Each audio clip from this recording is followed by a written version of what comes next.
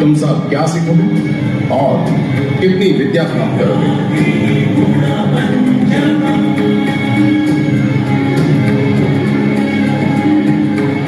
सामने वृक्ष की शाखा पर लकड़ी का बना पक्षी रखा, उसकी आंख को बींधना है। युधिष्ठिर, तुम सबसे ज्येष्ठ, इसलिए सामने आओ। लक्ष्य साधो।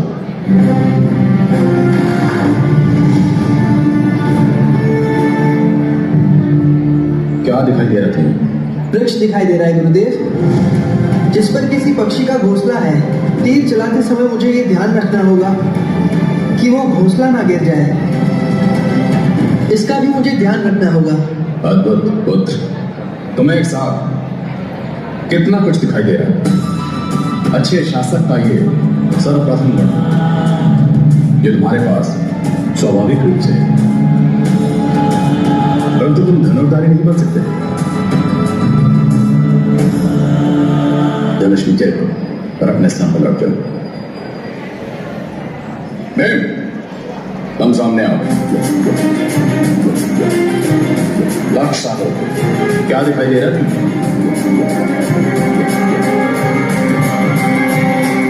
ये बात ने मेरे लिए दुविधा खड़ी कर दी है गुरुदेव।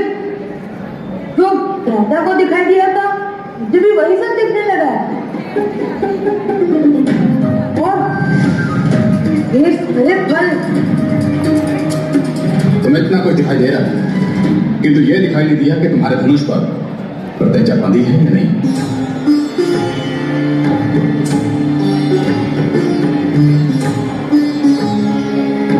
भालू अवश्य।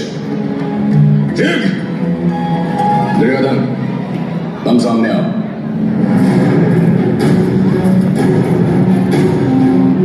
लक्ष्य साधो।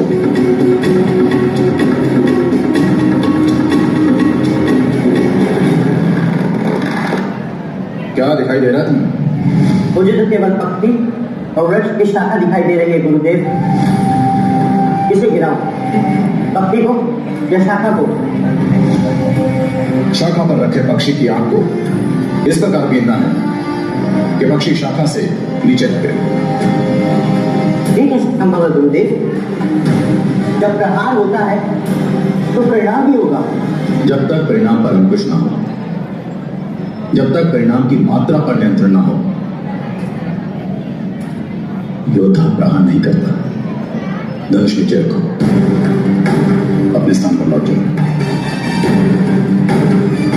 अर्जुन,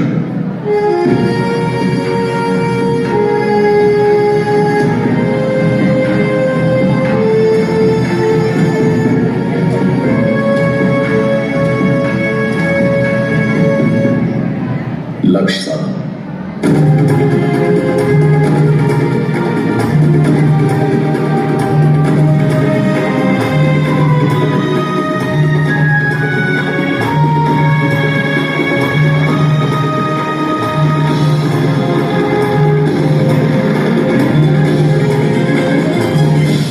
क्या दिखाई दे रहा है तुम्हें?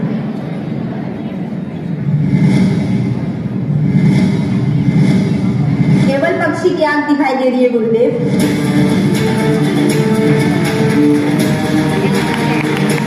मान चलाओ।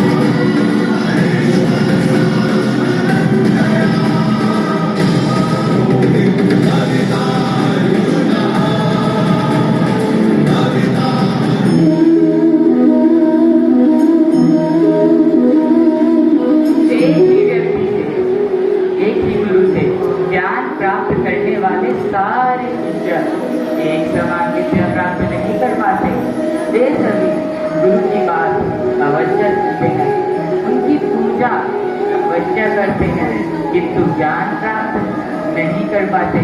क्या कभी विचार किया ऐसा क्यों होता है?